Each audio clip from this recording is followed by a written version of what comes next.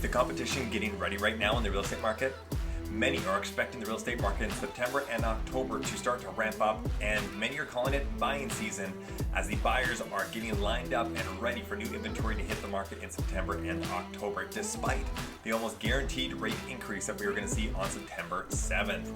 At the same time, we have a lot of sellers that are reluctant to be able to list their properties knowing that they've lost out from the peak of the market. If you have thoughts on what's going to happen in the fall in the real estate market, definitely leave a comment below. Hey everybody, I am Jonathan Lerner with the Vancouver Life and eXp Realty, and we're going to dive into what's going to happen this coming fall.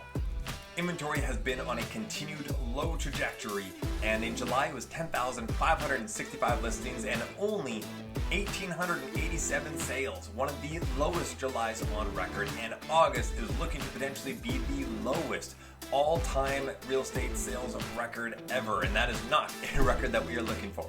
We have weak demand, but we are not seeing the oversupply issues that we're seeing over on the East Coast. So one of the things that's happened on the East Coast, which is causing significantly greater price reductions and a loss in equity down there, is that they have weak demand right now, but there's also a lot of homes coming up for sale, and that is driving prices lower because now they don't have the buyers, but now there's tons for them to choose from, and so prices have to come down to be able to compete and to be sold.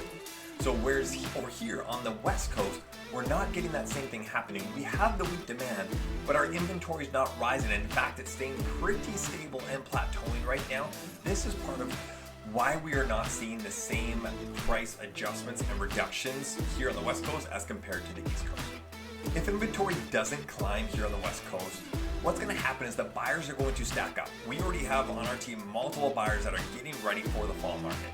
And if that inventory doesn't climb, there's many other people in the same situation that are ready to jump on properties and finding deals.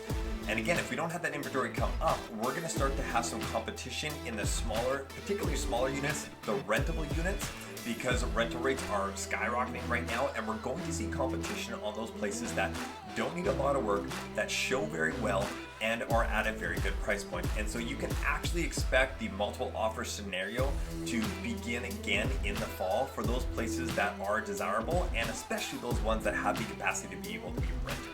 There's a few factors that all kind of culminate here. Investors, they're excited. This is the time when typically not as many buyers are in the market.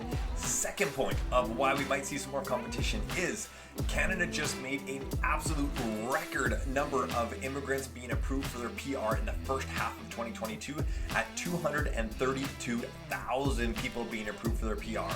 The last prior record was in 2016 of 175,000. So we have blasted past that by about 50,000 people.